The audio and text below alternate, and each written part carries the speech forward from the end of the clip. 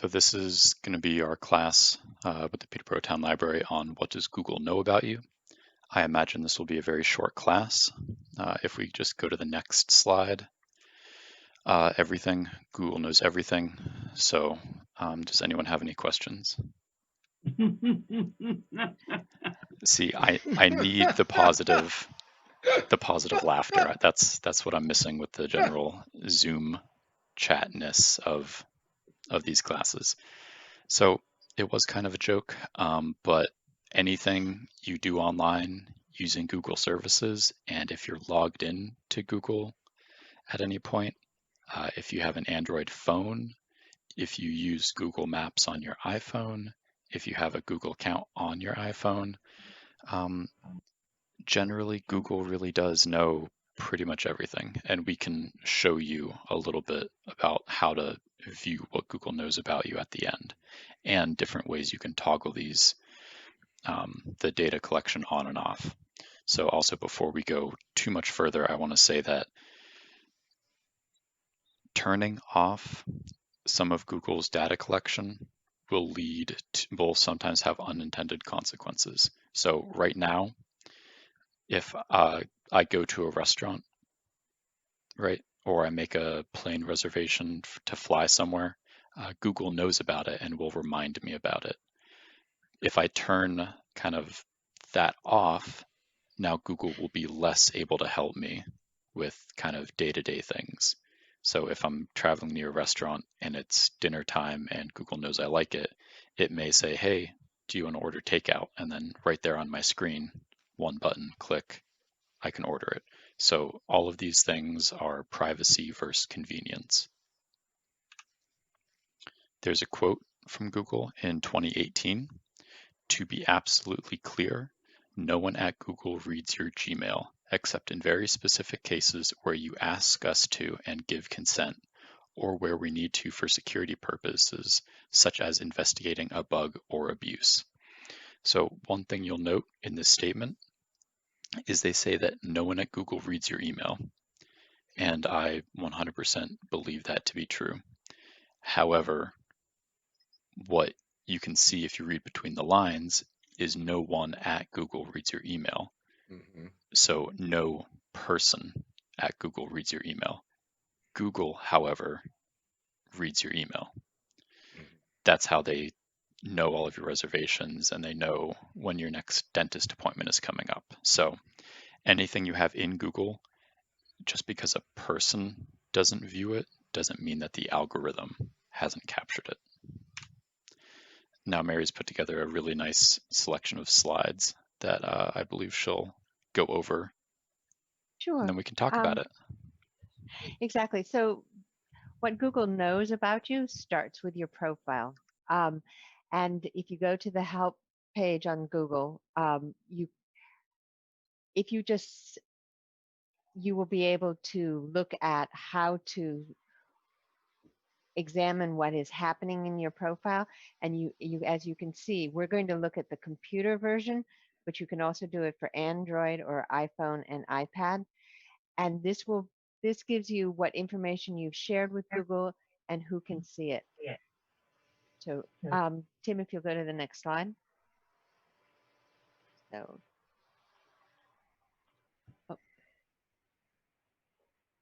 you know what? Oh, sorry. Can you actually go back to that slide? I apologize. And click on it. There's a link attached to it. Yep. Okay. So, and this is, I don't know if everyone can see it, but you have the opportunity to add, edit, and remove personal info.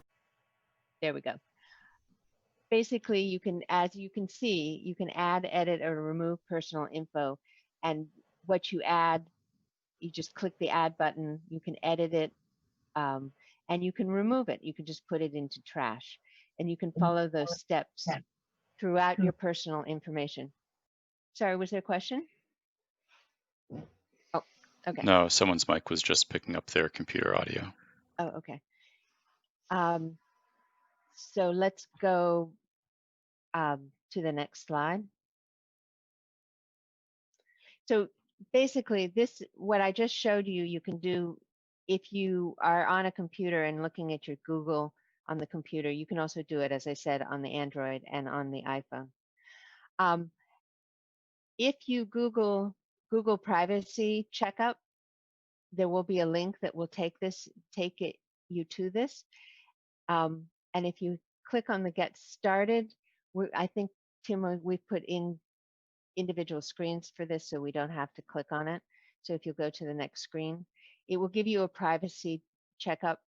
And again, it's going through your personal information, what information is being shown. Um, if you want to make information private, you click on the lock. If you want to make it visible to anyone, you select the double people, um, and go ahead to the next screen. Here's some of the information that can be shown: your birthday, your gender, employment information, personal and work contact info, places where you've lived, education, um, the information, and you can choose whether you show that or hide that, depending on how you're using Google. If you were using Google to try to market your services or to do job search, you might want to have information about your education or places you've lived and contact information.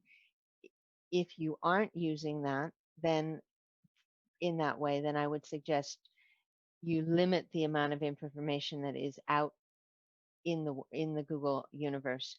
Um, the following info might be shown to people you contact or share with: your name, nickname, profile picture, cover photo, and your Google account email. Um, Basically, you can go through and modify that as you see fit. And go ahead to the next screen.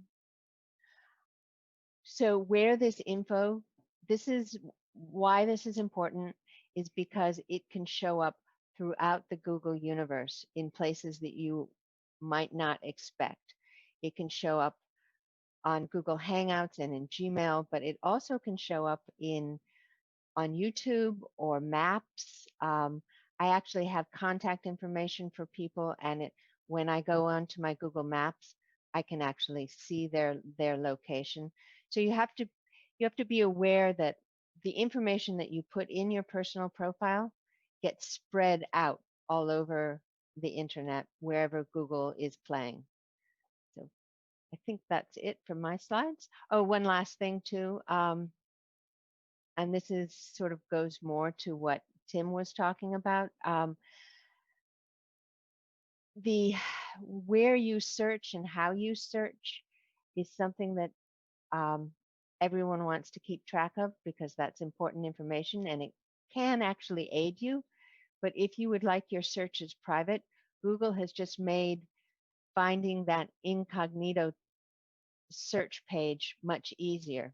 So if you have Google on your iPad or your phone and you want to search and you want to go in incognito, you just press on the Google icon and this tab pops up, and you can choose incognito or just choose a regular tab. So, and next slide, I think we're on to you. Perfect. All right. Whoop. Just skip over that. All right. So basically, that was a quick overview of it. And we're going to basically go back to the page that Mary talked about, which is under the Google account. And then we can kind of go through some of this data that it's collected on one of my fake email accounts. So there's a quick question on basically how do I get a Google account? So sometimes you can accidentally sign up for a Google account. It's not the easiest thing to do, but if you want to sign up for a Google account, you can just go to gmail.com and it'll prompt you to sign up with an account. And your Google account is used for every single Google service. So you don't have to make separate things for using Google Drive or Gmail or Calendar. It's all under one umbrella. All right, so we're going to go to Google account, data and personalization. We're going to go over things you can create and do. We're going to go over Google Dashboard, and we're going to click around for a little bit. If you get the slides, there will be a link to the Google account right here that you'll be able to click on, but otherwise it's not that difficult to get to. You can just search for my account, Google, and it'll take you right there. So this is one of my email addresses that I primarily use for just the tech classes, and I also use it to get spam mail. So there won't be too much data about me on here, but we'll still go over it. We already went over personal info, and personally where all of the fun stuff is under data and personalization. Another thing you'll notice with this window, and I'll make it a little bit bigger, is that it will automatically tell you if it finds security issues. Now, this doesn't mean your account is compromised, but Google will let you know if it thinks your account has been compromised. So first of all, we're going to go to security issues just because I think it's important. So if you click on the link, it'll give you a security checkup and it'll tell you the number of issues it found. So your devices, fix 2 issues with your devices. Okay, so I'll click on that. And it says that I've logged in with my Google account on a Windows computer, and I haven't used it for 104 days, and I haven't used this one for 139 days. Well, why you would want to remove these is because if you have your Google account signed in to a computer and someone else gets access to that computer, they would also have access to your Google account if you set it to automatically log in. So you want to remove these. So that isn't so much how to get Google not to see all of your information, but it's more of how to get other people not to see all the information Google has on you. There's another question of when you forget your Google password, can you ask them to create another one? Yes. So if you forget your password to logging into your Google account, there are ways to reset your password. Unfortunately, you'll have to have like a secondary email address that you have it, that would be your secondary email address to get the password reset stuff if you aren't able to answer all the questions. So we're going to go to data and personalization.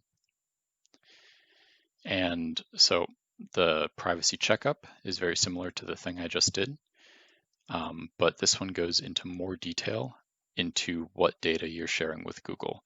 So if you want kind of the simple takeaway from this class, it would be to go to myaccount.google.com, go to data and personalization, and click on the Get Started on the privacy checkup.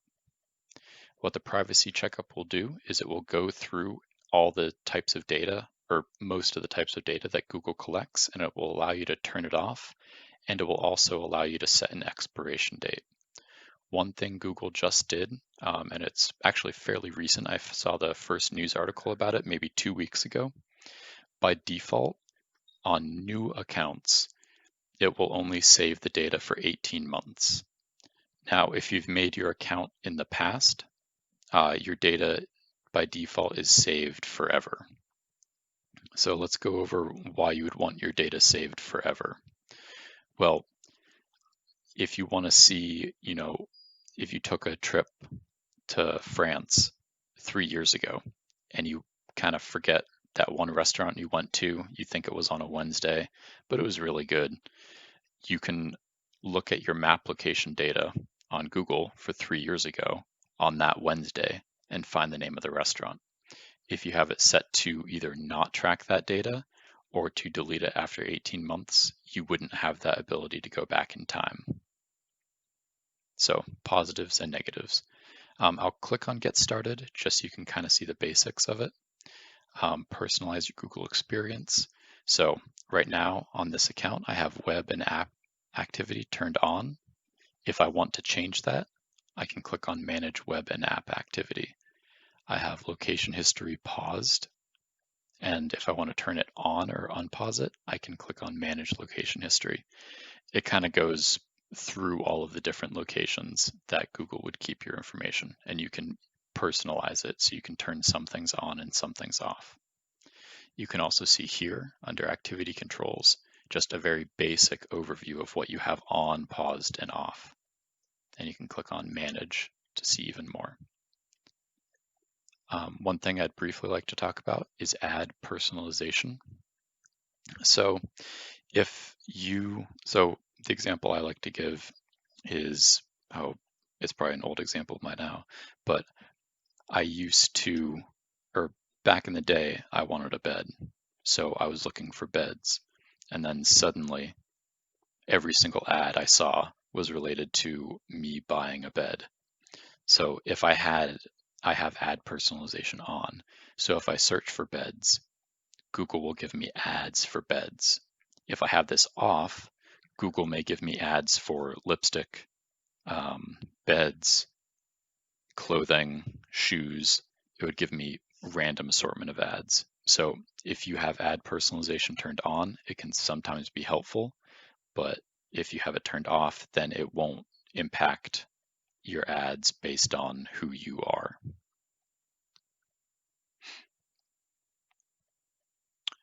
Activity and timeline. This is kind of where the fun begins. So we'll click on that, and we'll also click on this. So my activity, rediscover the things you've searched for, read, and watched. Now, since this account isn't my primary account, it's not going to be incredibly interesting, but we can still go over it. I'll make it a little bit bigger for you. It's a little bit too big. If we look on the top left, there's bundle view and item view.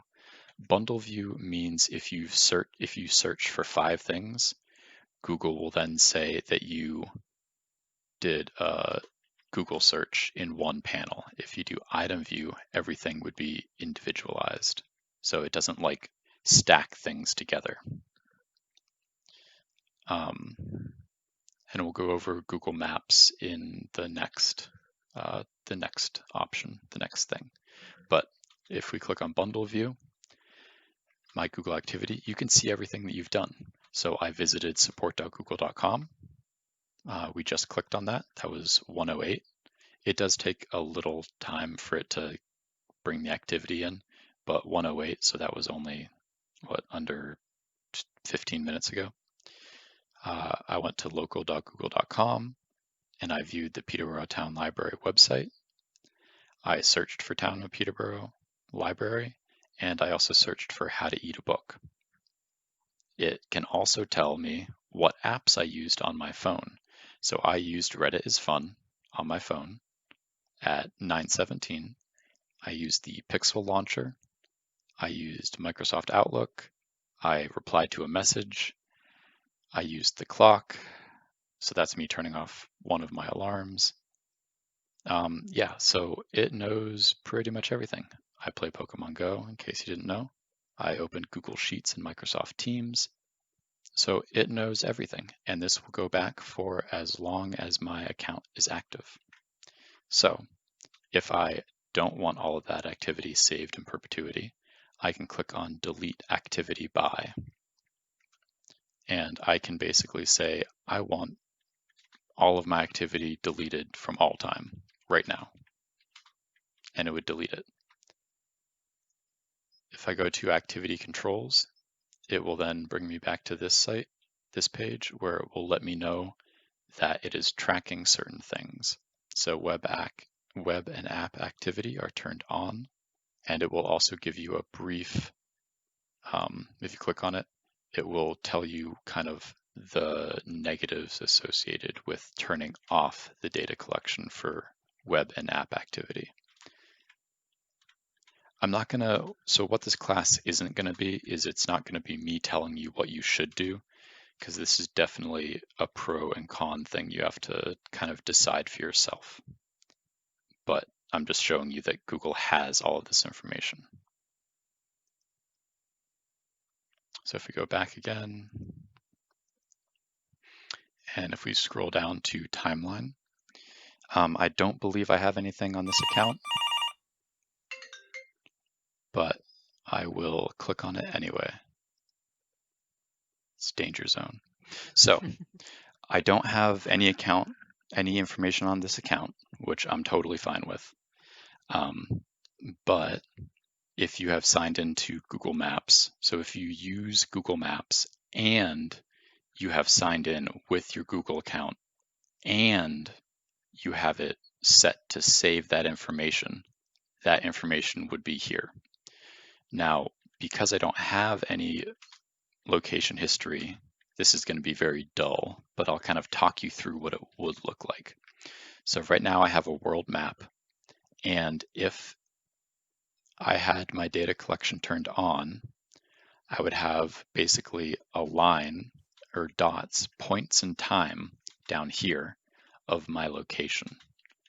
So if I drove to Keene from Peterborough, I think you can probably see that, Keene, Peterborough. I'll scroll in a little bit more. Of course, the text gets smaller, but it would basically show me, Tuesday, I had an eye appointment in Keene. So I drove from Peterborough to Keene starting at 9 a.m. I was in Keene for an hour, and then I drove back to Peterborough. So it would kind of show you a line of where you've been. Now, one of the things that I think would be fantastic to do, and I'm not going to do it in this class, but I can, outside of this class, look at my travel for last year and compare it to the past couple months, because I think that'd be kind of interesting to see how much less traveling I've done with the pandemic. And you would also have a timeline up here in the top left that would give you all sorts of information on your location. And you could search for it by day, and it would also tell you days when you drove a lot or traveled a far distance, and days where you hadn't done that. So, Mary, actually, if you can pontificate about something for a quick second, I kind of want to look and see if it's safe to share my location data with my All right. with my actual account. There's a question in the chat. Can you put in data from 3 years ago? Is that what you're asking, Kath? In any case, you can sort your data based on, you can choose a year, you can choose a month so that you can look at it over time. So Yeah, if I you was need, asking for prior. Sorry, I didn't have the sound on. I was asking for prior trips. If you could do that, it'd be interesting to see from the past to the future if you've never done it. right, so you can choose a year or a month and look at the travel within that timeline. So you can go back and forth on your timeline. So you can see something that you'd done 3 years ago. But you could add it in now, even though it happened then? No. I don't believe you can manually add in places you've been. Oh. So I've looked, and one thing Google likes to do is it likes to pop up photos with your location. So I'm not going to click on anything, but it seems like this data is kind of okay to show. So right now it's showing you all the places I've been in the past year. So some France. Apparently I was in London for a little bit. Oh, I think that was the plane stop in the Caribbean. So that was Aruba, California, Arizona. That was probably a plane stop. Louisiana. I went to New Orleans. I loved it. But yeah, if we scroll in, we can see all the little points on the map that I've been in the past couple, months. So I went to Kittery and Portsmouth. And if you click on any of these specific things, it'll kind of give you a lot more information about it. So I'll pick kind of what I assume to be a not personal information revealing one. And I will go with one of these Peterborough timelines.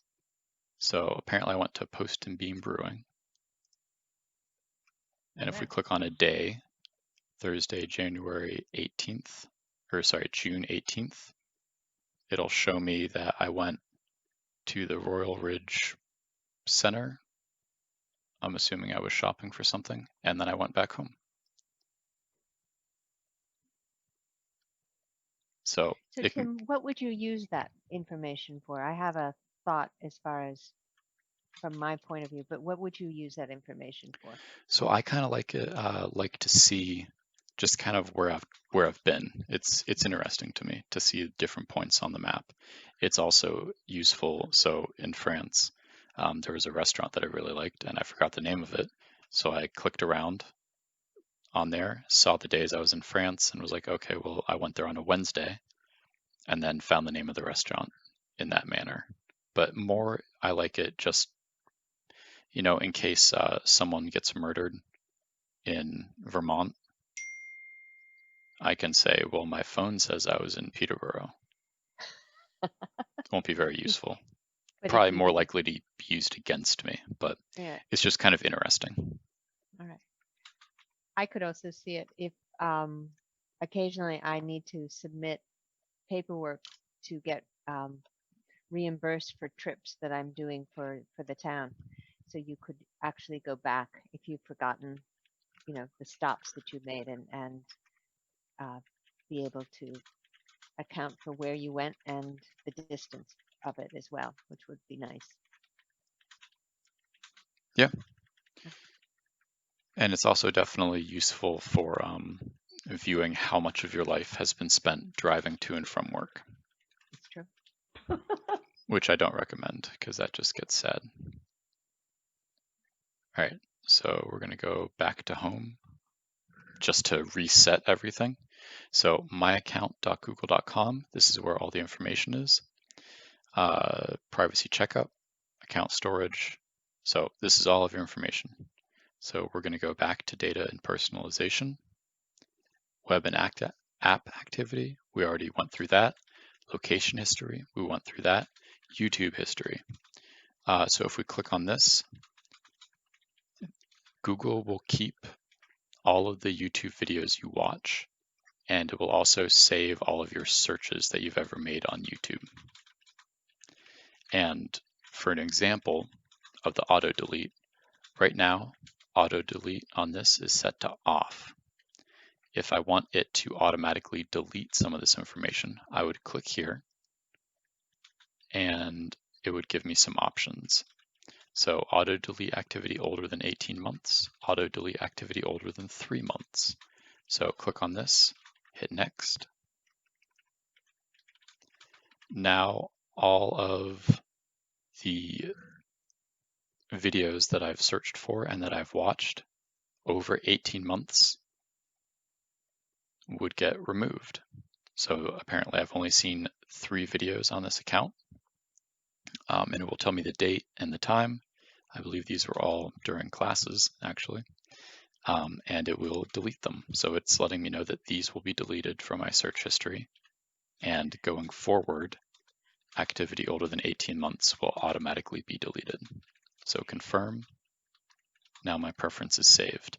And I believe I touched on this really briefly, but all new accounts will have, I believe, the 18-month saving set as a default for Google services. Tim, can you customize that deletion of information? For example, if you found yourself in a video that you really are embarrassed that you watched, is there any way that you can customize what Oh you yeah, delete? let's go to my YouTube history so I can delete an embarrassing video. Subtle, Mary. You're being tricky. No, just curious. But you can. So this is my YouTube page for this account. I honestly haven't watched that many videos, so I'm going to get really, really weird suggestions. But if I go to history, I can manually delete specific things. So silver locks in the 3 libraries. I think this is definitely something that I need to keep. Music video, okay. The foxes that go hee hee hee. I will delete this. So I am embarrassed that I watched this video. If I hit the X button, it is now removed from my history. So what this means is that it will not be taken into account whenever Google is recommending me videos. What removing from your history does not mean is that Google loses all evidence that you ever watched that video. So just to be perfectly clear, Okay. this isn't removing necessarily the information from Google. It's removing the information from being used to track The to, algorithm, yeah, the algorithm won't use that for your account. but if you delete history over 18 months or 6 months or whatever, does that actually remove it not only from the algorithm, but from what Google remembers? So I want to say yes, but I personally don't believe it, Okay, primarily because of statements like this, where no one at Google reads your Gmail. 100% true. I see what you're saying. So I'm sure there's a way around a statement that say they don't save your data after 18 months. You know, its data is incredibly valuable, and I have a hard time believing that every 18 months Google would be okay with just getting rid of 100% of everyone's data. So there's a question in the chat. If you searched incognito, would your searches still show up here? That's a really good question. So we'll briefly go over what incognito mode is and what it isn't. Incognito mode will make it so that your browser does not save what you're looking at.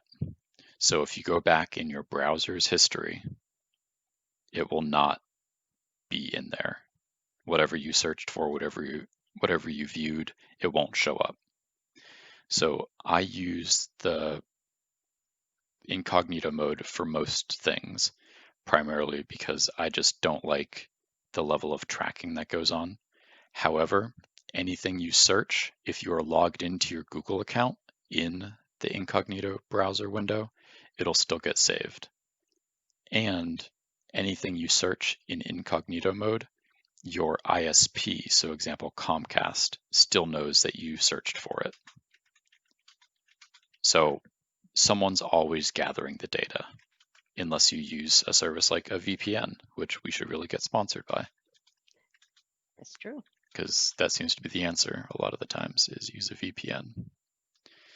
If we go to people and sharing, this will basically, if I have an interaction with somebody, it'll save the contact information.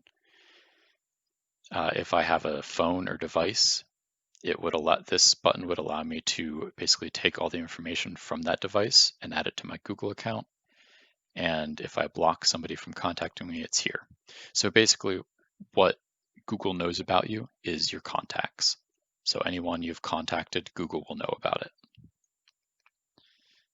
If we go to payments and subscriptions, this is where Google will know your payment methods, Google will know what you have purchased, and Google will know what you have subscriptions for.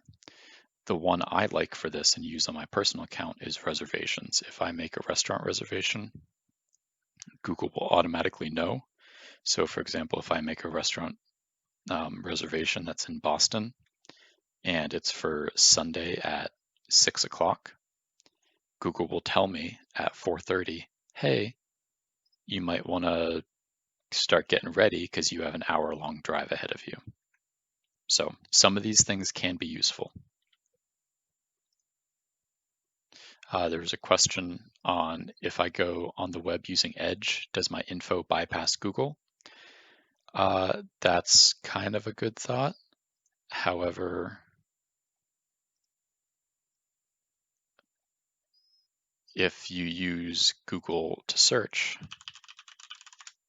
so you can set your default search. If you have it set to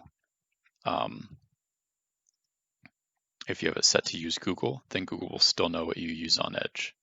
For example, I am currently in a browser called Brave, but because I'm using my Google account, Google still knows all of the information even though I'm not using Chrome. A VPN is a virtual private network. Mary, what What VPN do you use? Oh, hold on 1 second. Let me Is it just. Nord? Nord, yes, sorry. Nord, it's Okay. fabulous. Yeah. So a VPN, essentially, if you've ever watched a TV show and they're trying to like, this may be a bad example, but they're trying to, trace a telephone call, and the person sitting at the computer is getting all frustrated saying, they're bouncing it off of hundreds of cell towers. I can't find it. That's kind of what a VPN does. It just, your traffic gets sent to the VPN. The VPN jumbles the crap out of it, and then no one kind of knows that you're searching for something or you're whatever you're doing. It's not because you're doing an illegal activity. It's just because you value your privacy that you would want to use a VPN.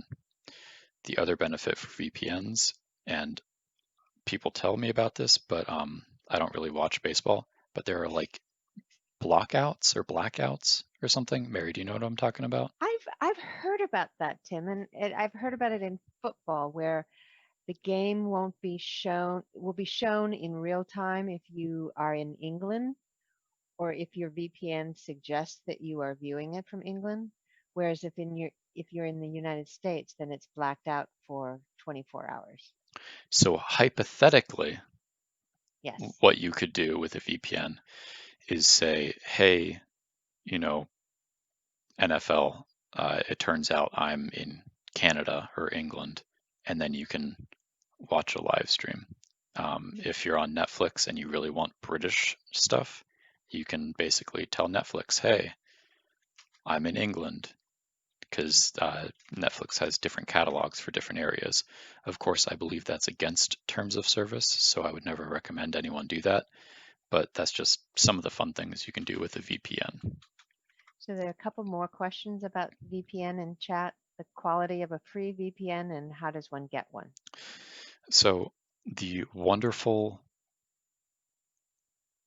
thing I find funny about VPNs is you're doing all of this effort to make sure random people or like Google doesn't know, your ISP, Comcast doesn't know what you're doing, but you're trusting the VPN to also not be trying to get your information. So the reason I generally recommend against free VPNs is, how are they making money? They have to make money somehow, and they have all of the data of everything you've ever searched because you're running it through the VPN. So I generally recommend buying a VPN.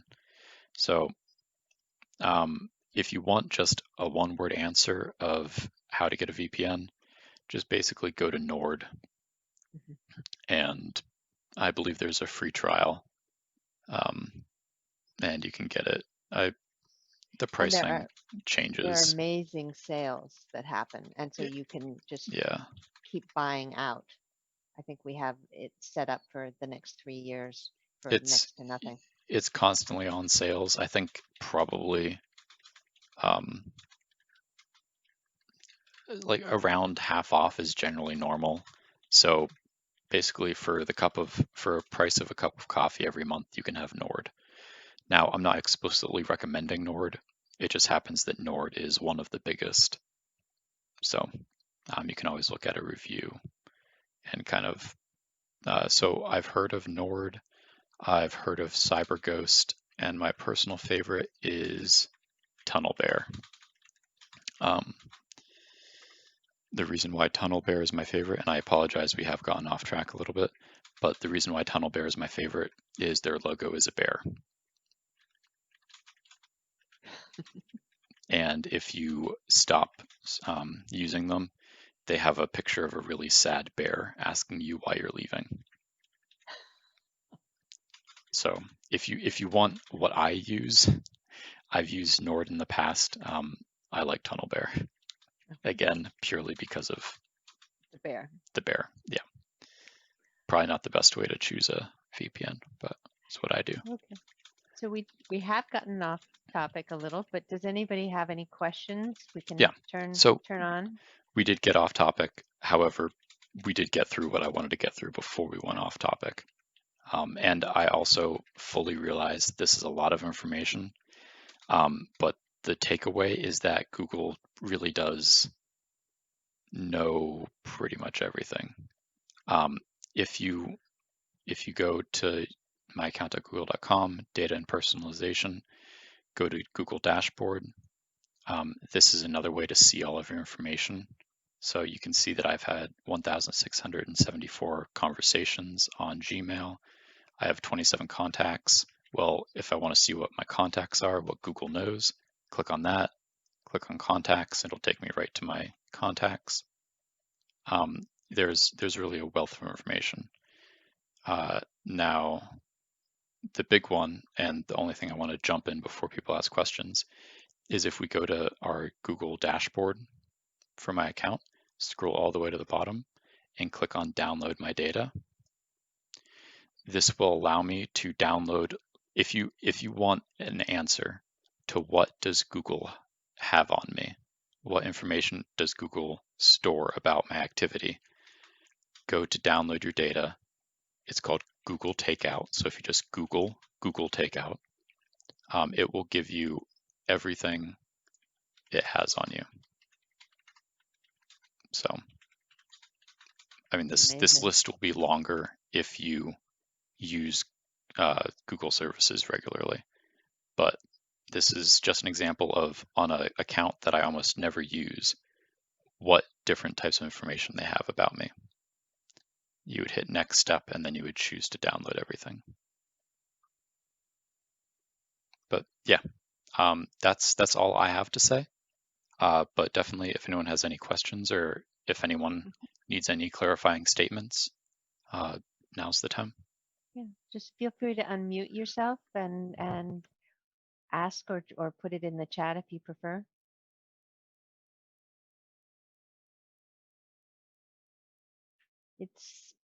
I think Tim was right at the beginning of the program when he was talking about there are pros and cons to all this information. There's efficiencies and conveniences, but then there is a lack of privacy. So it's sort of a balance, and you have to think about where you want to be in that universe. So This one is thing, Kath. oh, Tim, sorry, ready? Tim and or Mary, either one, both, whatever. When you were talking about getting the VPN of Tunnel Bear or Nord or whatever, is that what you would use in place? You use your Gmail account, but you use that in place of Gmail? So a VPN is essentially a service that just routes all of your internet traffic randomly. So the best way I can describe this is, imagine you are taking a drive and you don't want anyone, for whatever reason, to know where you're going. So imagine you are from your house, you are driving to the mall, and on the highway, every other car you see, your person gets placed into that car. So by the end of the trip, you have been in 100 cars and no one has any idea where you are. Does that make sense, Kath?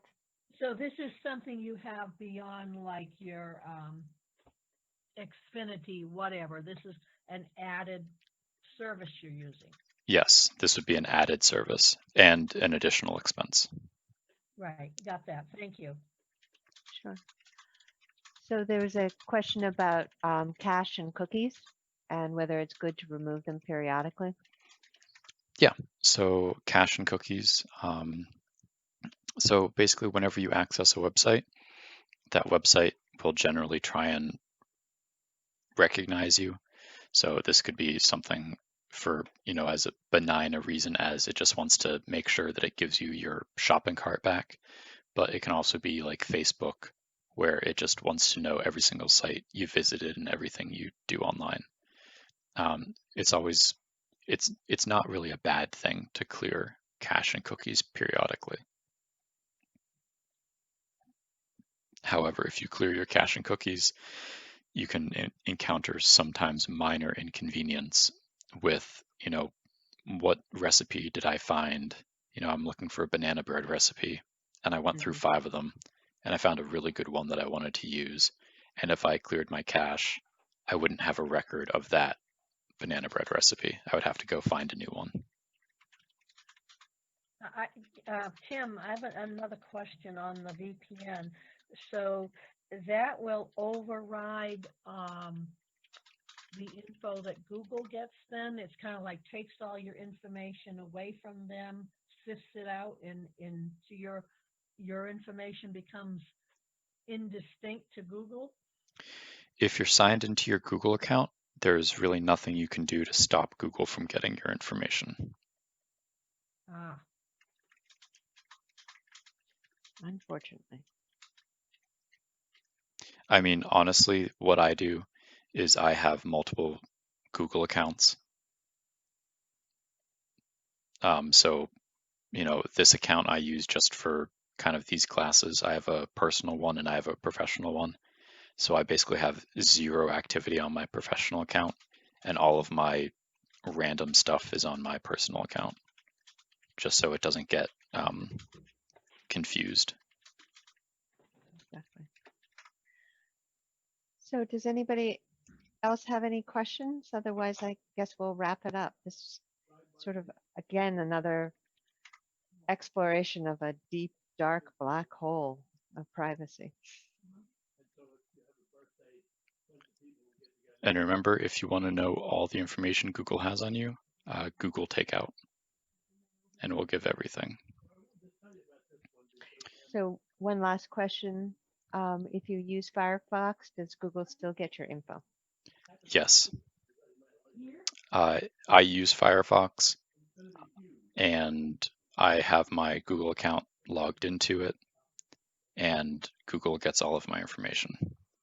There are some extensions you can use on Firefox to stop some of that information tracking, but you can also just not sign into a private incognito mode of Firefox and do all of your searching there. And then Google wouldn't have access to that information. Great. Well, thank you, everyone. We will not be offering a tech class on the 7th, but the next one on Bastille Day on the 14th is on about the online library, since we are still living in our COVID library situation. So it will be about the services, how to search, all sorts of how to put things on hold, all the sort of basic needs of the online library. And I hope you will join us. Thank you, everyone. Thank you. you. Thank you.